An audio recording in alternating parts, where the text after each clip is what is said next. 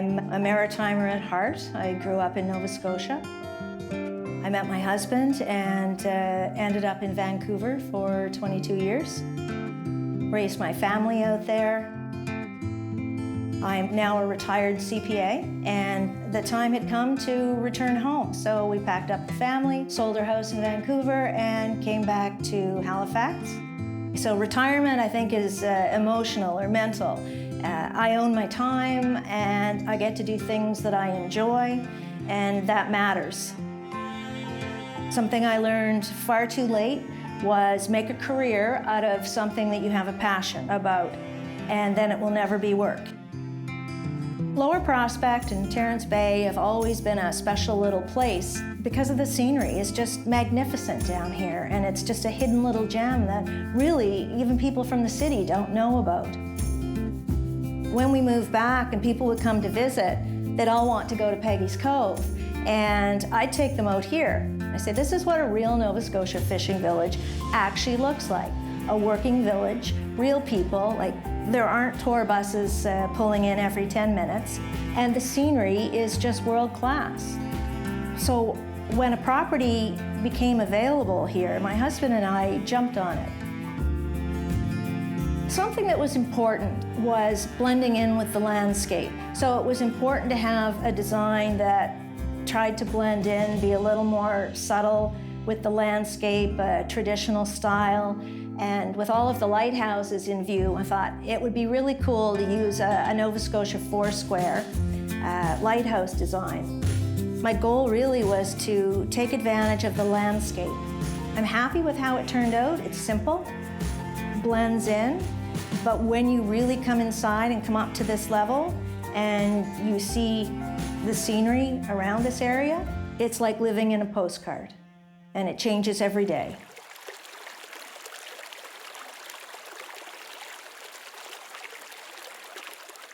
The scenery is magnificent. You have 360-degree views from the house in various rooms.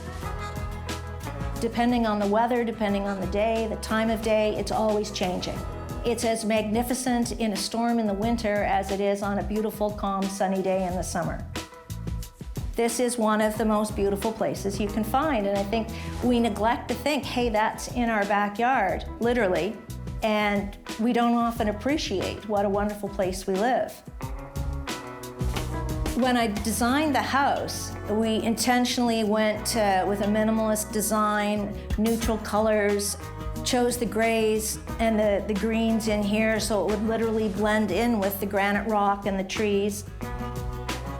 The granite in the kitchen matches the granite in the rock outside, so absolutely intentional, bringing the same palette in that painting inside to the lifestyle.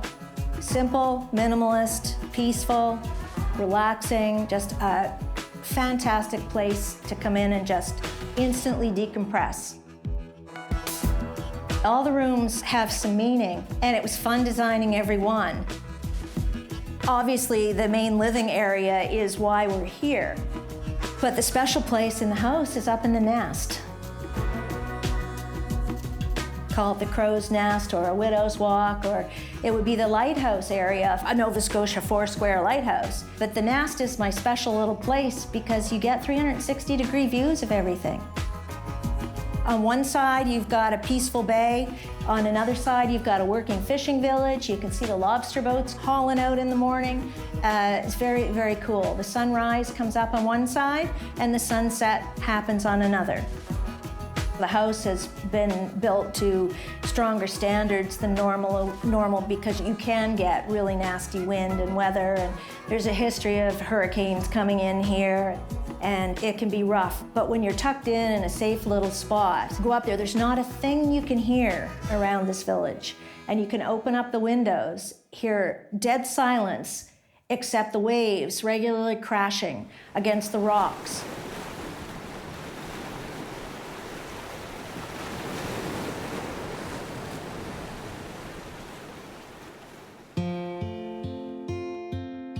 It was important to pick a traditional Nova Scotia style. You don't want to disrupt a good thing.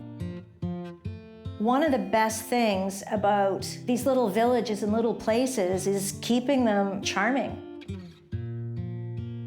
The tradition and the history is important, and I just really think there need to be places that, even though you're being modernized, you don't have to take away the charm. It still needs to look and feel like the working fishing village that it is. So I needed like a color that blended in with the landscape. I needed supplies that blended in. I needed, even though we're probably the tallest and biggest house in the proximity, it just needed to look like it was in place. We're still working on the exterior features. The exterior, again, was meant to blend in, but it was meant to withstand the elements. Being hurricane reinforced with steel-based windows. Oh, and in case you didn't notice, the siding actually isn't wood, it's cement. It's going to withstand the salt and the wind.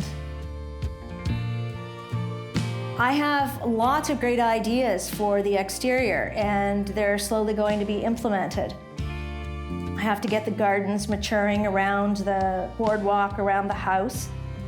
The cistern is being increased in size, and once that's done, we can finish the landscaping. So I'll have some gardens. I'll have we have a little shed to build to kind of match the house. We have to finish some of the decor around the hot tub. We put in a hot tub in the little cottage. Then we will finish some space on our bridge as you go down to the water and the tide pools. Our aim is to make a turn in that little bridge and take you up to the ridge line. And we'll put in a big outdoor deck, just a flat deck, and throw up like 4 or 6 brightly colored Adirondack chairs and just create a sunset deck.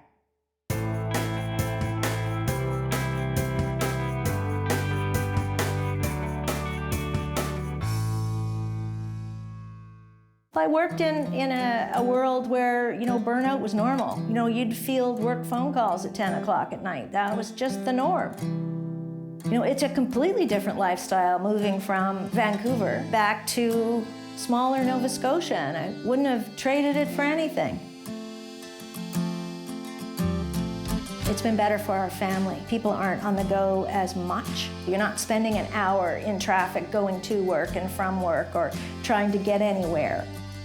That's a big lifestyle change. And I think everybody in our family has really enjoyed it because we've been so fortunate to move from a city, move to a smaller city, and be able to, afford a really great lifestyle. We've been fortunate to, settle in a great family home on a great piece of property. I don't have a whole lot of stress over anything anymore. It's really quite a big change to wake up in the morning, think, okay, I have my plan for the day. I have control over my schedule. I don't have to be up and in the car at 7 fighting traffic to go downtown. I can plan my life around what I want, and I can work the days I want to work, and I can just take a day and relax.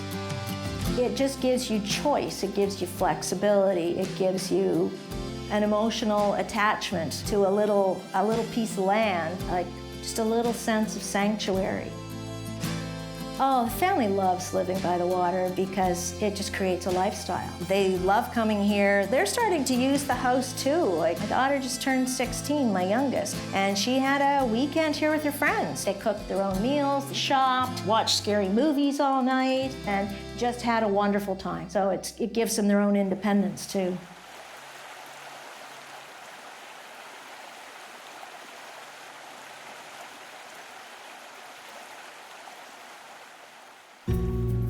Water's just one of those happy places. Certain people find a happy spot next to the water, like people climb mountains. Why do they climb mountains? Why do you go and sit in a mountain in a cozy little spot? Why do you take the same hiking trail to get to a little spot where you sit and eat your little picnic lunch that you brought? You just have a connection with the place. And it's not all water, it tends to be unique. I have a connection with this piece of property that I can't explain. Like, this is a story. Every time you come here, there's a story unfolding in front of you out there. I really like the aesthetic product that we turned out. It's got the feel, it's got that comfort. I think we've created a great space. I've had probably 3 different people reach out and say, hey, would you sell the property? Yeah, no. And I don't think I'd sell any of my waterfront properties, because it's not about the price. It's about what I've got here.